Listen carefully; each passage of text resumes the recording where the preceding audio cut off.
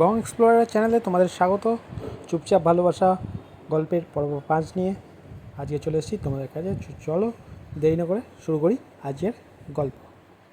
ছাত্রছাত্রীদের মধ্যে গুঞ্জন, তুই দেখেছিস অরিত্তর ভিডিওটা?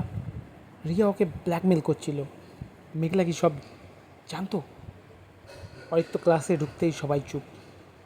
তার চোখে ক্লান্তি, মুখে একরকম গিল্ট।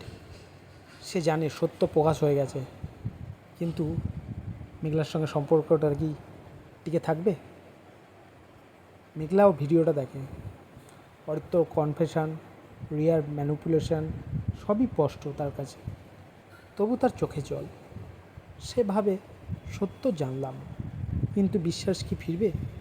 তার মনে পড়ে অরিত্রর সেই স্পর্শ, সেই চিঠি, সেই চোখের ভাষা। যাই হোক, অন্যদিকে রিয়া ফোনে স্ক্রল করছে। ভিডিওতে অনেক comment. Riya is toxic, she tried to destroy love, she needs help. কিন্তু রিয়ার মুখে একটা চাপা হাসি। সে বলছে, তারা ভাবছে আমি হেরে গেছি, কিন্তু আমি শুরু করেছি। সে একটা নতুন ভিডিও রেকর্ড করে, নিজের মুখে, নিজের কণ্ঠে।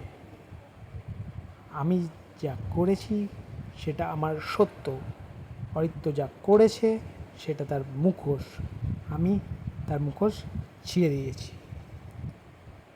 তারপর একদিন নদীর ধারে অরিত্র মেঘলার জন্য চুপচাপ দাঁড়িয়ে আছে। মেঘলা আসে। অরিত্রকে দেখে তার চোখে জল, মুখে দ্বিধা।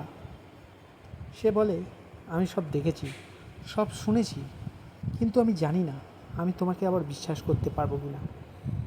অরিত্র ধীরে ধীরে বলে, আমি চাই না তুমি আমাকে ক্ষমা করো, আমি চাই তুমি আমাকে বোঝো। আমি পালাতে চাইনি, আমি লড়তে চেয়েছি। মেঘলার চুপ, তার চোখে অদ্ভুত এক শূন্যতা। সে বলে, ভালোবাসা শুধু অনুভব নয়, বিশ্বাসও। আর বিশ্বাস ভাঙলে ভালোবাসা একা হয়ে যায়। রিয়া কিন্তু অরিত্রকে ছাড়ে না। অরিত্র আর মেঘলার এই কনভারসেশনে দূর থেকে রিয়া দাঁড়িয়ে দেখে। সব সময় সে অরিত্রর পেছন পেছন ঘোরে যখনই সে মেঘলার সঙ্গে দেখা করতে যায়।